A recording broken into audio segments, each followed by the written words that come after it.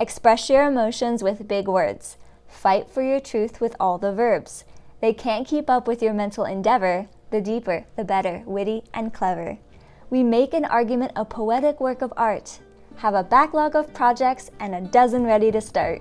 Hello again and welcome. I am going to be your little elf girl this evening, and for this video we are going to be talking about Mars in Gemini because I am a Mars in Gemini. And I really appreciate astrology, I always have, and I love getting to know myself in all these awesome different ways. So let's get started. So what is Mars in Gemini in astrology? So Mars was in the sign of Gemini when I was born. Mars in simple terms represents action, motivation, desire, sex, and survival.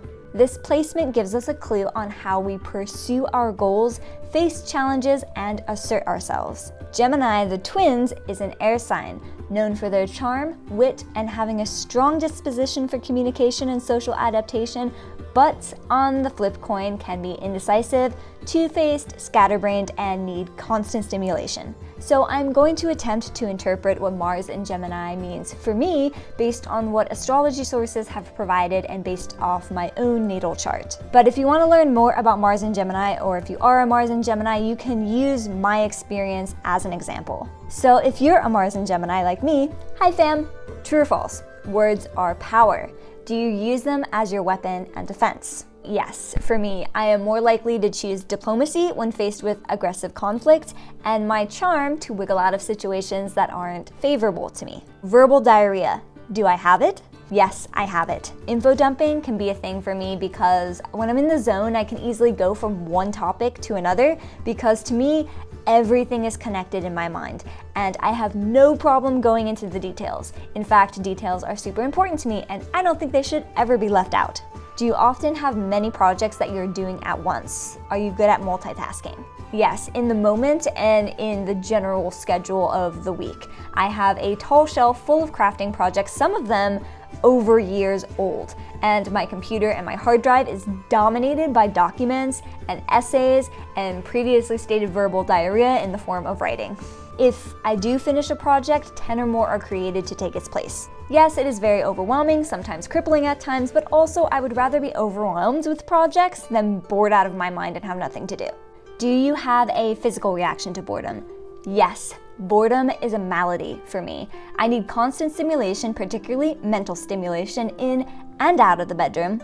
I can't stand boring conversations. I will excuse myself or make it clear that I am not having a good time. I always have a long task list and I make it so it's impossible for me to finish anything because I never ever want to be out of things to do. On the topic of sexy stuff, I am a talker in the bedroom. That's how I hold focus, so roleplay is definitely on the table and up against the wall. Talk dirty to me, making me come alive with your words. Whisper sweet, arcane, mystical knowledge in my ear holes. Words definitely do it for me. I have so many ideas for roleplay stories, if only I could find someone to keep up with me. My mind's got the zoomies, which is probably why I prefer a good spanking to bring me back to earth and into my body. Definition of sapiosexual is defined as someone who is sexually and romantically attracted to the intelligence in others. Are you sapiosexual?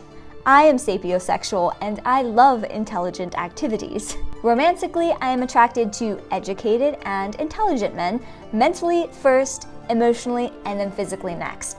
It all needs to align, but I get bored easily if I can't keep up with my mental activity or can't hold an intelligent conversation. How do you get to know a love interest as a Mars in Gemini? For me, I get to know a love interest with lots of questions. I need to know your pet peeves, red flags, traumas, triggers, shame, guilt, dreams, aspirations, passions. I analyze and watch behaviors, micro expressions, and sometimes test the other person with deep questions to watch how they compute them. I watch how they respond to me, to others, to big groups, to small groups. The mental stimulation and data collection is all foreplay for me. So tell me if this is just me or other Mars in Gemini.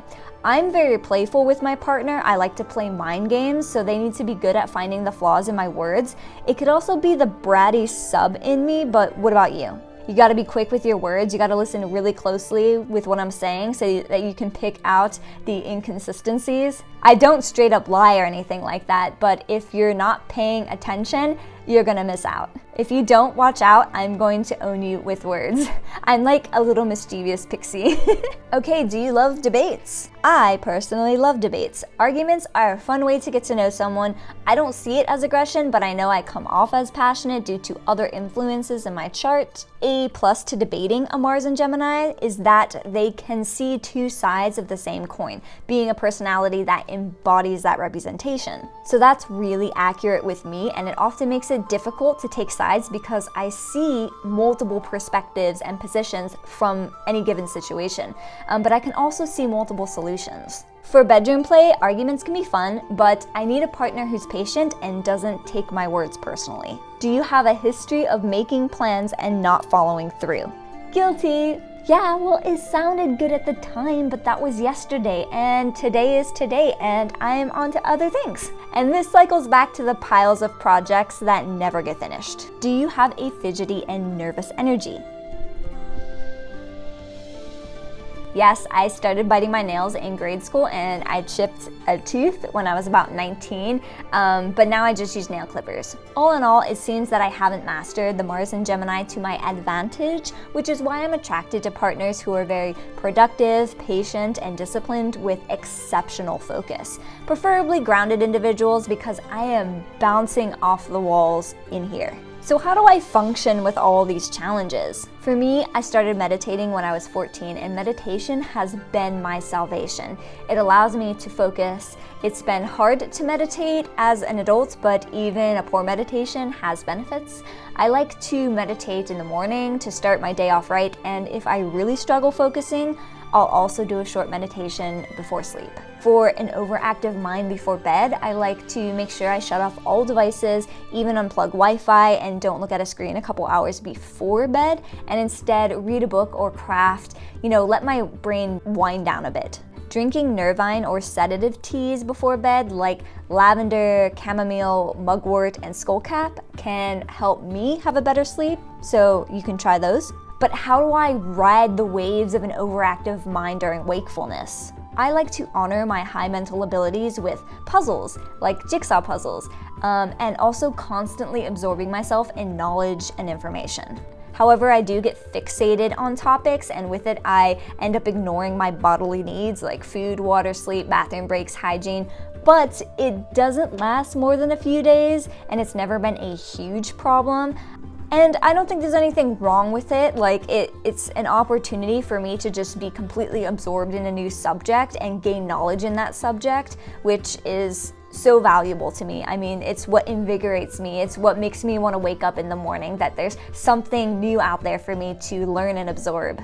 I love to read information books on my favorite subjects. I watch and listen to info videos, documentaries, podcasts, seminars, debates while I'm crafting or playing video games. Anything to keep my mind active and challenged. At some point, I do like to wind down once I've had enough, so I always have a shelf of books that I haven't read yet or a puzzle I haven't done. Whether you're a Mars and Gemini or not, what do you like to do to decompress from the mental overload?